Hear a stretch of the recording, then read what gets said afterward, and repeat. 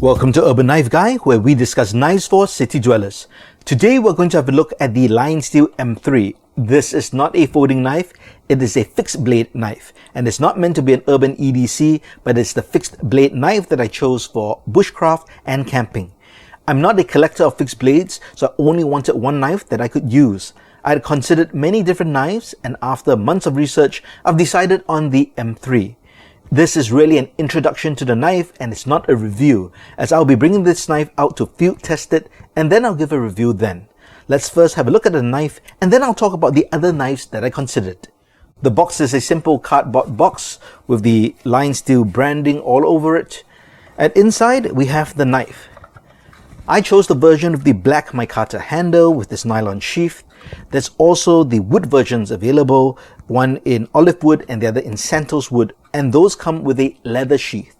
But I deliberately chose this one and I'll explain why later on. Let's take out the knife, and over here we've got some product information, quality certification, some information on the warranty, maintenance of the knife, and also the different type of steels that they have, and more on this in just a bit. Let's have a look at the knife first.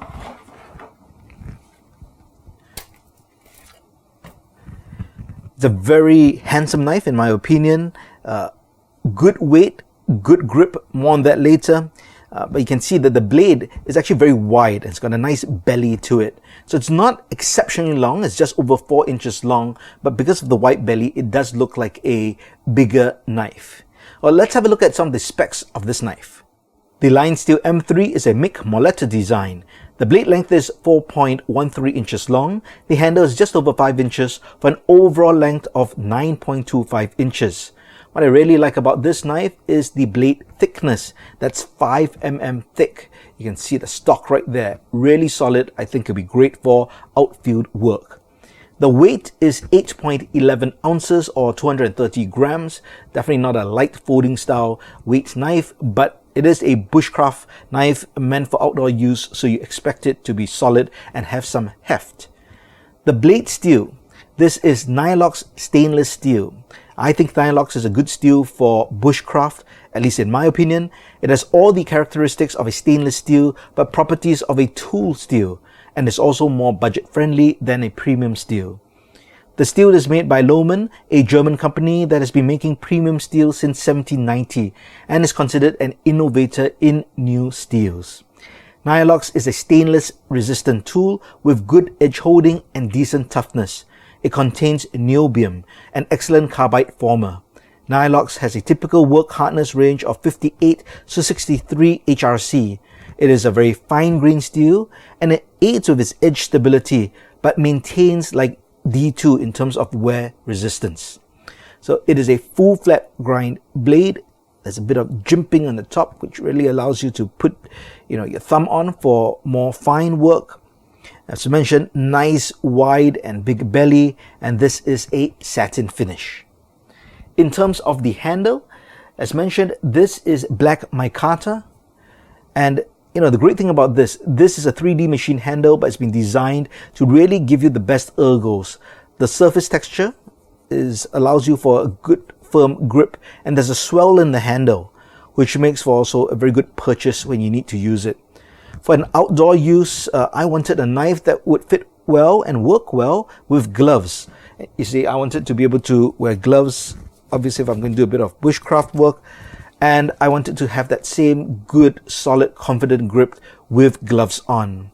So the handle is fixed to the stainless steel blade, which is full tang with Torx T8 screws. So you can always remove, clean, or replace the scales. Another reason I bought this version of the knife is because of the sheath.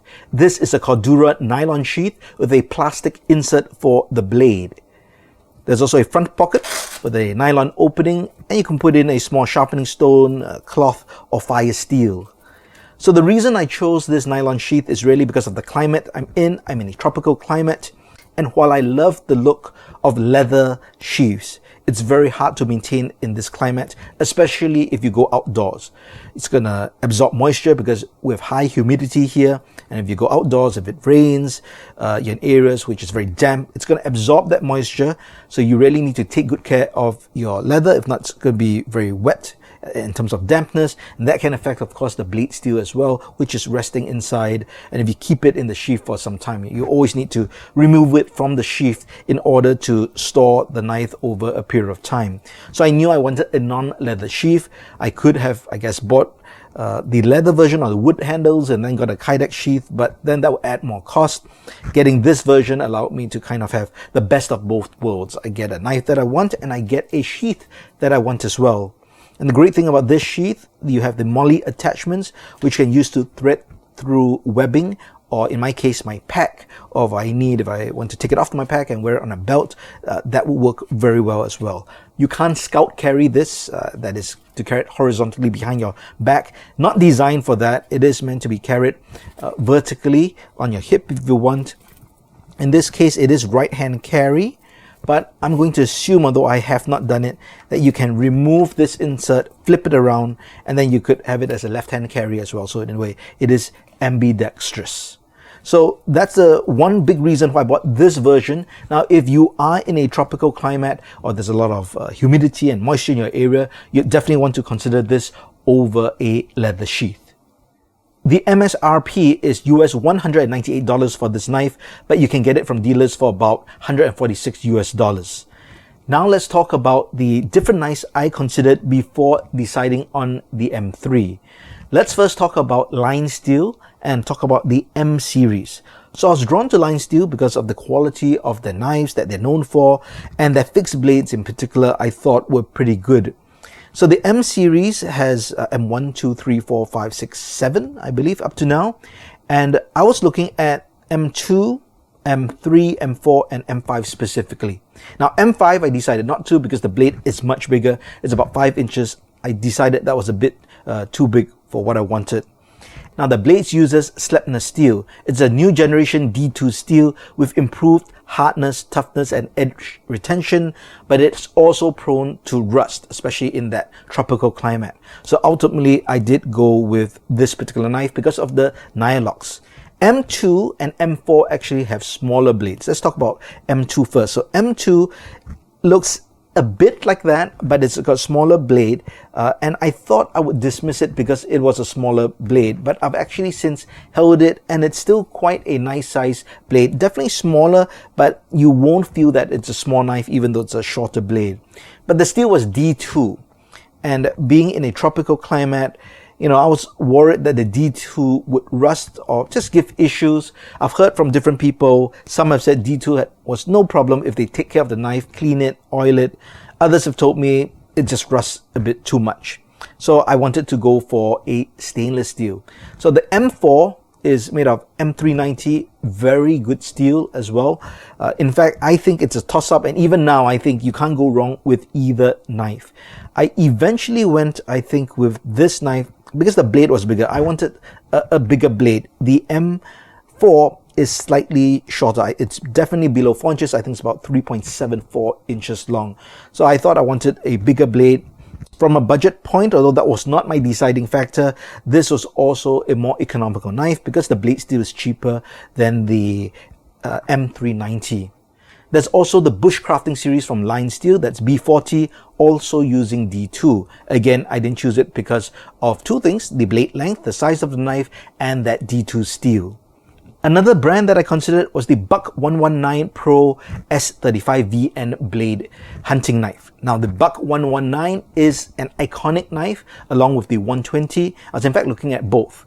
Eventually, I decided against both. Those were designed as hunting knives, although, you know, before there wasn't really a differentiation between hunting knives and bushcraft knives.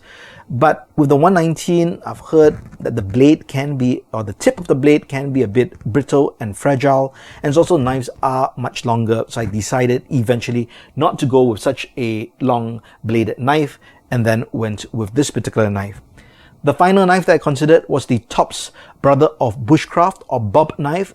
Now that is a very popular choice for a bushcraft knife, right? It's designed for bushcraft. But I guess after really researching it, there are two versions of that knife. The first one was the one whose blade is made of high carbon steel, 1095. Again, the issue of rust. Now there is another version made of 154 cm. So that's a stainless steel. I thought that was perfect, and I was almost going to buy that. And then I heard that the heat treatment for that wasn't as good. So eventually then I came back to LionSteel and I made the final decision, and that's why I bought the M3. So what do you think of the M3 for bushcraft? Do you think it's a good choice? What is your preferred fixed blade for bushcraft? Do let me know in the comments below. If you liked the video, please give it a thumbs up. And if you like the content in general, please subscribe to the channel and hit that notification bell. Thanks for watching. Keep it sheath. Keep it safe.